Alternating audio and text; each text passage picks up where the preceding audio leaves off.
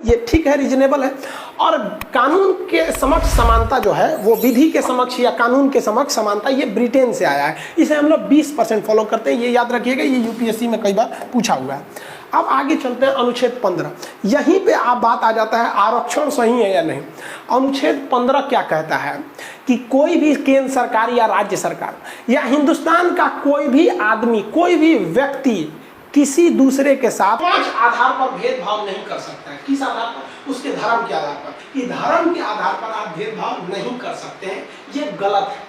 जाति के आधार पर आप भेदभाव नहीं कर सकते हैं। किसी को ऊंचे जात वाले को भी आप देखते हो ना, समाज में बड़ा ज्यादा होता है, तुम छोट जात का, तुम ऊंचे जात का, तो संविधान में इस पे भी रोक लगाया गया। वंश के आधार पर भी रोक है, किसी से खानदानी दुश्मनी है, आप वंश के आधार पर भी आप रोक नहीं लगा सकते कौन किस वंश का। अब आप जनरली समझिए, जब 1857 की क्रांति हुई थी ना, तो मध्य प्रदेश के जो सिंधिया राजघराना था, उनका वंश था, उन्होंने अंग्रेजों का साथ दिया, अंग्रेजों को पैसा दिया, अंग्रेजों को हथियार दिया कि तुम भारतीयों को मारो। सोचिए ये हाल हो गया था उस समय। तो आज उसी वंश के व्यक्ति हैं ज्योतिरादित्य राय सिंधिया, जो कांग्रेस के थे, अभी बीजेपी में, फिर कहां जाएंगे नहीं पता। तो आपका क्या है, आप इतिहास पढ़ लेंगे तो उनसे दुश्मनी करेंगे कि तुम्हारे वंश वालों ने ऐसा किया था, आज भी तुमसे दुश्मनी करेंगे? नहीं, आज भी उन्हें महाराज लोग बोलते हैं। आप दक्षिण में जाइएगा, हैदराबाद में असदुद्दीन ओवैसी, जो इनके पूर्वज को देखेंगे, दादा पर दादा लोग का, तो ये लोग भी अंग्रेजों का साथ दिए थे। लेकिन बाद में इधर ज्योतिरादित्य राय सिंधिया हिंदुस्तानी कानून को माने, उधर से वो भी माने, तो अब बराबर हो गया। तो अब वंश के नाम पर उनसे कोई भेदभाव नहीं करता है। अगला होता है लिंग के आधार पर। लिंग मतलब होता है कि आप लड़का हैं या लड़की हैं या ट्रांसजेंडर, इस आधार पर भेदभाव नहीं होगा। लेकिन आज भी देखा जाता है समाज में पुरुषों को ज्यादा वैल्यू होता है, महिलाओं को कम होता है। लेकिन संविधान जो है वो कहता है कि अगर कानूनी रूप से आप पकड़े गए तो फिर आपको छोड़ा नहीं जाएगा। तो सामाजिक कर्तव्य भी कुछ बनता है। तो लिंग के आधार पर भेदभाव नहीं कर सकते। जन्म स्थान के आधार पर भी भारत में भेदभाव होता है। बिहारी को बाहर जाएगा तो कहेगा दूर बिहारी है रे तुम, तो ये जन्म स्थान के भेदभाव होता है। यहाँ पर आप अक्सर देखे होंगे महाराष्ट्र में ये समस्या, बिहारी, मराठी, यूपी, ये वो बहुत ज्यादा होता है। तो इस आधार पर आप भेदभाव नहीं कर सकते हैं। अगर इस सबूत मिल गया आपको कि भेदभाव किए हैं तो फिर आपको सजा हो जाएगी। सबूत नहीं मिला ना तो कुछ करिए, आपको सजा नहीं मिलेगा। कोर्ट कहता है कि हम अंधा हैं, हम नहीं देखने गए कि कौन हुआ, तुम हमको साबित करो। कोर्ट में वही सही है जिसे साबित कर दिए, वही गलत है जिसे आप साबित कर दिए। कोर्ट में सही गलत कुछ नहीं होता है। कोर्ट में होता है कि आप साबित किस चीज को कर पा रहे हैं। समझ में आ गया कि नहीं? तो ये हो गया, इन पे आधार पर भेदभाव नहीं कर सकते। लेकिन यहीं पर लिखा गया है कि आप पॉजिटिव डिस्क्रिमिनेशन कर सकते हैं, मतलब किसी की भलाई के लिए आप भेदभाव कर सकते हैं, तो उसको नहीं बुरा माना जाएगा। जैसे आप देखते होंगे हैवी ड्यूटी, जहां बहुत भारी भारी वर्क करना हो, वहां महिलाओं को रोक लगा दिया जाता है। तो आप कहेंगे कि नहीं, लिंग के आधार पर क्या भेदभाव कर रहा है, वो तो पॉजिटिव काम के लिए कर रहा है। आप बॉर्डर पे चाइना की फौज लड़ना है, समझा, तो वहां जाते तो आप भी बताइए किसको रखेगा? पुरुष फौजियों को रखेगा एकदम कि कम मार हो जाएगा, तो सुप्रीम कोर्ट में केस कर दीजिएगा, काहे भेदभाव हो रहा है, महिलाओं को भी लड़िए, वहां पे नहीं रखा जाता है। देखिए फिजिकली थोड़ा सा पुरुष जो होते हैं ना स्ट्रांग होते हैं, ये बायोलॉजिकली है, आप समझते हैं इसको। तो पॉजिटिव के वजह से अगर आप भेदभाव कर रहे हैं तो कोई गलत नहीं है। यही बात आ जाता है आरक्षण। अब ध्यान से समझिएगा, आरक्षण शब्द आते ही हिंदुस्तान में दो परंपरा चलती है। जिन्हें आरक्षण मिल रहा है उन्हें लगता है आरक्षण सही है, और जिन्हें आरक्षण नहीं मिल रहा है उन्हें लगता है आरक्षण गलत है। ये दोनों एक दूसरे में किसी की बात नहीं सुनना चाहते। एक को कहता है खत्म करो, एक को कहता है नहीं करो। अरे भाई साहब तनी दिमाग लगाओ, अगर आरक्षण गलत रहता तो सुप्रीम कोर्ट खुद खत्म कर देता। अनुच्छेद 13 क्या कहता है कि अगर कोई चीज गलत है तो हम उसे खत्म कर देंगे। 3 तलाक खत्म हो गया कि नहीं? आरक्षण की बात देखिए, आरक्षण क्या है कि समाज में कई तबके के लोग रहते हैं, ये कई वैरायटी के लोग रहते हैं। अब जैसे देखिए आप ये 2 वैरायटी जो है थोड़ा सा नीचे रह गई है, तो आरक्षण कहता है कि ये लोग जो आगे बढ़ गए हैं इन्हें आगे बढ़ने दीजिए, इन्हें आगे बढ़ने से कोई नहीं रोका है, थोड़ा इन्हें पुशबैक करके उठा दीजिए कि समाज एक जैसा रहे। ये जो लोग पीछे से प्रताड़ित हो रहे हैं, आप सोचिए ना आरक्षण कितना खराब होता है कि मूला कर्म एक कानून था केरल में, जिसमें दलित महिलाएं अपना स्तन नहीं ढक सकती थी, उन्हें नंगे रहना पड़ता था, स्तन नहीं, स्तन उनका खुला रहना चाहिए था। और हद तब हो गई कि टैक्स लगाया जाता था इस आधार पर कि छोटा स्तन है तो कम टैक्स दो, बड़ा स्तन है तो ज्यादा टैक्स दो। ये हिंदुस्तान के जो पुराना था, कहा जाता है कि मोर भी बड़ा बड़ा सुंदर होता है, लेकिन अपना पैर देख लेता है ना तो उसे भी शर्म आने लगती है। तो हिंदुस्तान की संस्कृति बहुत अच्छी रही है, लेकिन हमारे पास भी कुछ मोर के पैर की तरह है। ये जैसे सती प्रथा हो गया, ये सब छुआछूत हो गया, ये हिंदुस्तान में बहुत ज़्यादा हो गया। तो कहा जाता है कि आरक्षण एक पॉजिटिव डिस्क्रिमिनेशन है। ये किसी आगे बढ़ रहे व्यक्ति को रोकता नहीं है कि तुम नहीं कर सकते हो, जो पीछे है उसको कहता है कि तुम आगे चले जाओ। अब क्या होता है कि यहाँ पर इसको निगेटिव व्यू में आपको प्रस्तुत किया जाता है। अगर ये गलत रहता तो फिर आपको क्या होता, वो सुप्रीम कोर्ट तो रोक ही देता। आपके हिसाब देखिए, बात बता देते हैं, दुनिया में अभी हिंदुस्तान की बात बताते हैं, अगले 50 साल तक आरक्षण खत्म होने वाला नहीं है, ये खुद गवर्नमेंट बोल चुकी है। मोदी जी भी बिहार में आए थे तो क्या बोले थे भाषण में, आरक्षण खत्म नहीं होने देंगे। मनमोहन सिंह भी थे, खुद मोदी जी ने आरक्षण बढ़ाया है। संसद में जो आरक्षण 2020 में खत्म हो रहा था उसे संशोधन करके 2030 ले गए हैं। तो इसलिए आप किसी पे दोष नहीं दे सकते, क्योंकि हर आदमी को चुनाव जीतना है। तो अगर ये आरक्षण खत्म किया जाएगा ना तो चुनाव में भी हार सकते हैं। आरक्षण की जब बात आती है तो जो विरोध करते हैं, कभी कभी से ये सोचिए कि आरक्षण क्यों है, क्योंकि जाति है। सबसे सिंपल है, जातीय खत्म कर दीजिए, आरक्षण का बवाले खत्म हो जाएगा। नहीं कहते मैं किसके लिए सजू, मेरा पिया आनर है। भाई ना जातीय नहीं रहेगा तो आरक्षण देंगे किससे, तो फिर बचेगा गरीब कौन है, अमीर कौन है। तो यहां वो लोग नहीं कहेंगे नहीं जातियों रहना चाहिए, आरक्षणों नहीं रहना चाहिए। तो भाई आपसे ज्यादा समझदार सुप्रीम कोर्ट में बैठे जज लोग हैं, वो इसे एक पॉजिटिव डिस्क्रिमिनेशन समझते हैं, एक पिछड़े समाज को आगे बढ़ाने के लिए कहते हैं। क्योंकि जिस समाज को आरक्षण प्राप्त है ना, उस समाज को मंदिर में घुसने पे रोक, मतलब भेदभाव किया जाता है। आप एक एग्जाम्पल देखिए, बिहार के मुख्यमंत्री जब थे जीतन राम मांझी, तो बिहार का मुख्यमंत्री सोचिए उस राज्य का सबसे बड़ा पावरफुल होता है, वो जब मंदिर में पूजा करने गए थे तो जाने के बाद मंदिर धुल दिया गया था। ये क्या चीज है, ये है निगेटिव डिस्क्रिमिनेशन, कि उसको आप निगेटिव कर रहे हैं। और आरक्षण देना क्या है, एक पॉजिटिव डिस्क्रिमिनेशन है। ये हम नहीं कर रहे हैं, ये संविधान कर रहा है। हम जो बता रहे हैं आपको संविधान के हिसाब से बता रहे हैं। हम फिर बताते हैं कि जिसे आरक्षण नहीं मिल रहा है ना, वो मेरी बात, सुप्रीम कोर्ट की बात, संविधान की बात सुनेगा ही नहीं, वो दिमाग में बैठाया है कि हमारा विरोध करना है। और जिसको ये मिल रहा है ना, वो दिमाग में बैठाया है कि नहीं हमें मिलना चाहिए। बहुत से ऐसे दलित मुख्यमंत्री भी हुए हैं जिन्हें आरक्षण मिल रहा है, और बहुत मुख्यमंत्री भी हुए हैं दलित जिन्हें जाने के बाद मंदिर धुल दिया जाता है। तो जब तक जाति रहेगी तब तक जाति के आधार पर आरक्षण बना रहेगा। सबसे पॉजिटिव वे है कि आप जाति को खत्म कर दीजिए, आप खत्म कर दीजिए, कॉमन कर दीजिए कि भाई वो भी है तो कोई कुछ भी लगा देगा। अब जैसे एक टाइटल होता है फिक्स, ये जाति के लोग लगाएंगे, तो फिर ये जब तक जाति रहेगी आरक्षण रहेगा। आरक्षण का मेन मकसद है पॉजिटिव डिस्क्रिमिनेशन। अब आगे समझते हैं अनुच्छेद जो 16 है, ये क्या कहता है। अनुच्छेद 16 कहता है कि जो भी लोक नियोजन है, यानी सरकारी नौकरी है, उसमें इक्वलिटी ऑफ अपॉर्चुनिटी, समान सबको मिलेगा। लोक नियोजन की समानता, सरकारी नौकरी में सबको समानता मिलेगा। फिर यहीं पे बात आ जाती है आरक्षण की। तो आपको बताएं ना कि आरक्षण जो है वो संविधान कहता है पॉजिटिव डिस्क्रिमिनेशन है, ये हम बढ़ाने के लिए कहते हैं। अब यहाँ पर आप देखेंगे सबको संरक्षण मिलता है। ऐसा नहीं होगा कि रेलवे की वैकेंसी में कह देगा कि फॉरवर्ड क्लास के लोग फॉर्म नहीं भर सकते हैं, या ये नहीं। हाँ, उन्हें ये कह सकता है कि आपका नंबर 120 पे सिलेक्शन होगा तो नीचे वाले का 110 पे हो जाएगा, 105 पे हो जाएगा, ऐसा हो सकता है।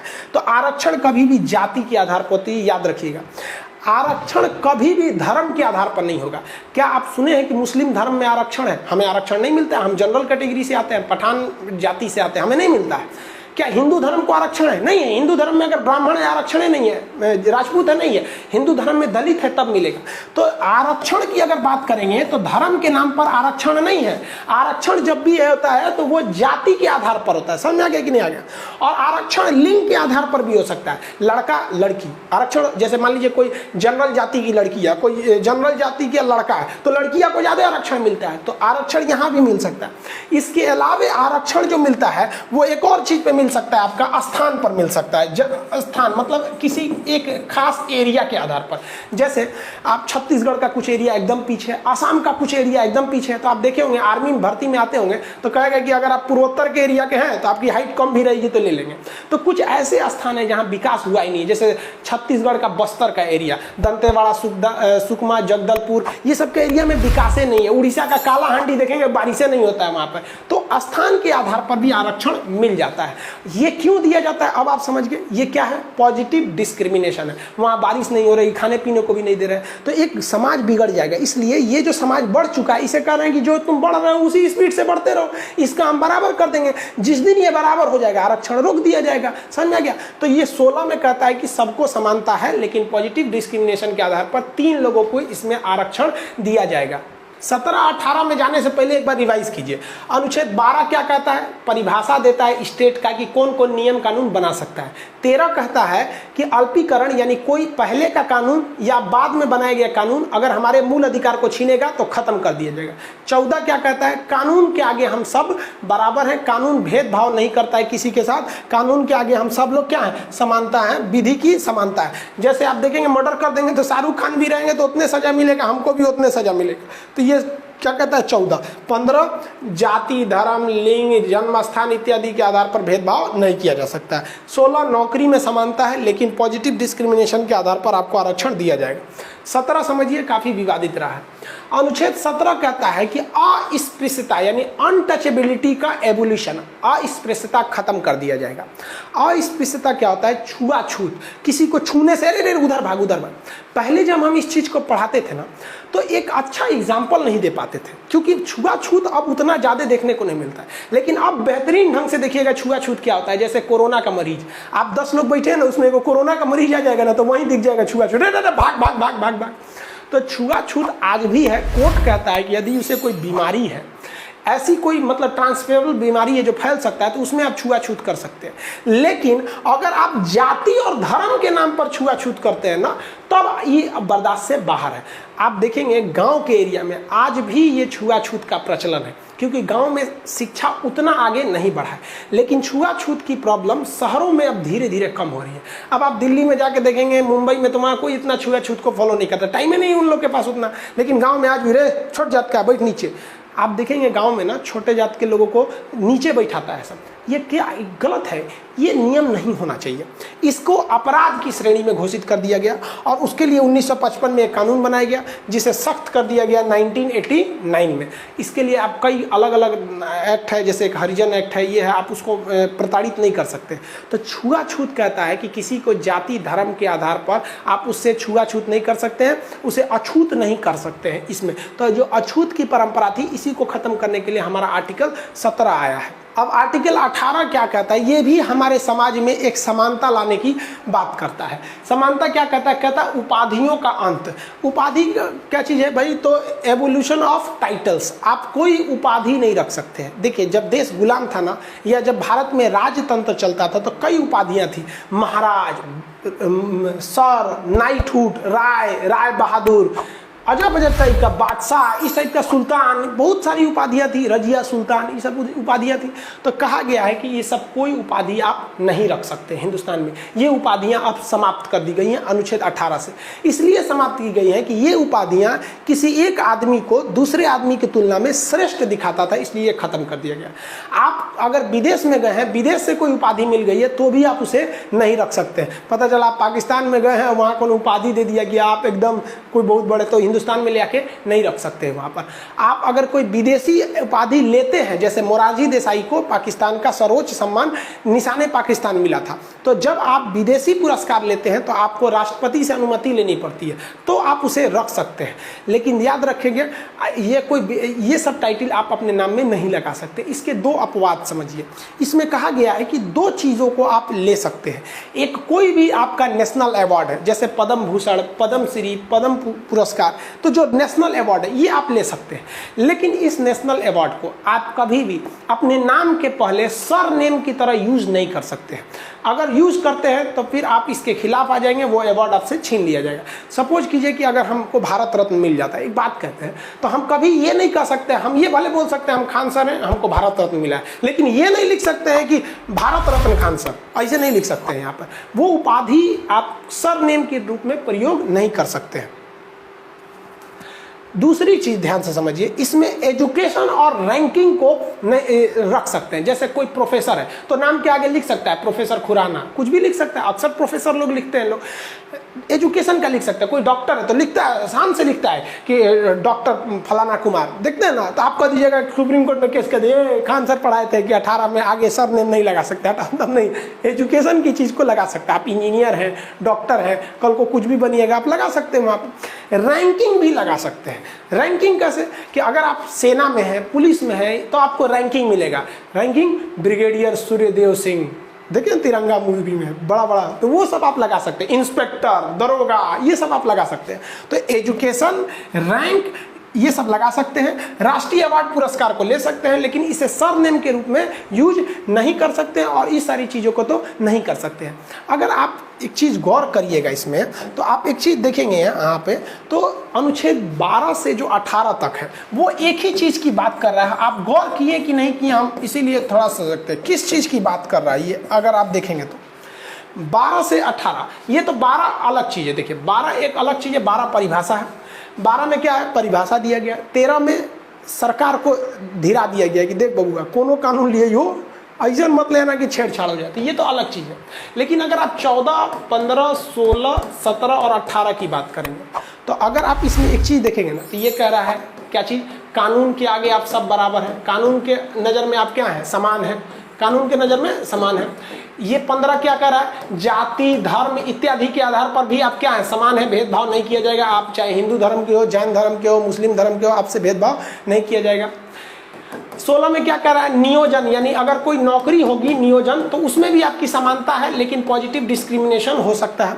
17 में कह रहा है अस्पृश्यता। अस्पृश्यता मतलब छुआछूत नहीं कर सकते, यानी ऊंचे जाति वाला व्यक्ति और नीचे जाति वाला व्यक्ति सब क्या है, सब समान है। 18 में कह रहा है कि आप कोई भी उपाधि नहीं रख सकते हैं। उपाधि नहीं रख सकते हैं, क्यों नहीं रख सकते हैं, क्योंकि भाई आप सबको लोग क्या है, समान है। एजुकेशन की उपाधि क्यों रख सकते हैं, क्योंकि प्रोफेसर कहने का मतलब आप उस व्यक्ति को नहीं ऊंचा कर रहे हैं, उसने जो ज्ञान अर्जित किया उस ज्ञान को दर्शा रहे हैं, न कि उस व्यक्ति को दर्शा रहे हैं। तो यहाँ कह रहा है कि आप सब लोग समान हैं। तो अगर आप गौर से देखेंगे तो अनुच्छेद 14 से 18 का जो सेक्शन है, ये केवल और केवल समाज में समानता लाने की बात करता है, केवल और केवल समानता लाने की बात करता है। इसीलिए हमारे संविधान में जो 6 प्रकार का मूल अधिकार है, उसमें जो पहला मूल अधिकार है वो है समानता का अधिकार। ये समानता का अधिकार 14 से लेके कहाँ तक है, 18 तक है। समझ में आ गया कि नहीं आ गया। अब आगे देखते हैं हम। इसके बाद समानता के अधिकार के बाद आएगा आपका स्वतंत्रता का अधिकार। वो काफ़ी लंबा क्लास हो जाएगा, फर्स्ट क्लास में इतना ही आप याद करेंगे। अगर मेरे साथ बोलते चलेंगे, हमारे बोलने से पहले आप बोल देंगे। अनुच्छेद 12 में क्या है, परिभाषा। 13 में अल्पीकरण, यानी उल्टा सीधा नहीं कर सकते। 14 कानून के आगे समानता। 15 जाति, धर्म, लिंग, जन्म स्थान भेदभाव नहीं होगा। 16 नौकरी। 16 में क्या है, नौकरी है, नौकरी के आधार पर समानता होगी, लेकिन इसमें पॉजिटिव डिस्क्रिमिनेशन कर सकते हैं। 17 क्या चीज़ है भाई, अस्पृश्यता। 18 उपाधियों का अंत। तो 12 से 18 तक आप इसको समझ गए। ये चीज़ एक्चुअली क्या था कि अभी एप्लीकेशन में थोड़ा सा टेक्निकल इशू आ गया है, हैवी ट्रैफिक होने की वजह से वहाँ पर हम लाइव नहीं जा पाए, इसलिए आपका क्लास ना रुके, यूट्यूब पर हम आके बता दिया आपको। और एक आप सब लोग से कहते हैं भाई साहब आप थोड़ा सा सब्र कीजिए, कभी कोई टेक्निकल इशू आ जाता है ना कोई चीज़ में, जब कोई चीज़ स्टार्ट होती है तो आप धाड़ाधड़ कॉल मत किया करने लगे। स्टाफ परेशान है कॉल उठाते उठाते। अब हमारा जो सर्वर था वो एक्चुअली 2 लाख की ही कैपेसिटी को बढ़ा सकता था, उससे ज़्यादा लड़कों को एक बार में नहीं दे सकते थे हम वहाँ पर। अब अचानक स्टैंड कर गया वहाँ पर। पूरे इंडिया में एजुकेशन में आपका जो खान सर ऑफिशियल ऐप है ये ट्रेंडिंग 1 पे चला गया। अब इसमें सर्वर का थोड़ा सा प्रॉब्लम आने लगा है, तो कई लोगों ने इसको लेके बड़ा ज़्यादा फ़ोन करने लगे, भाई स्टाफ परेशान है, आपका जब भी कुछ आएगा तो आपको यूट्यूब पर हम क्लास प्रोवाइड कर देंगे, क्लास नहीं रुकेगा। हाँ फिर उसको जैसे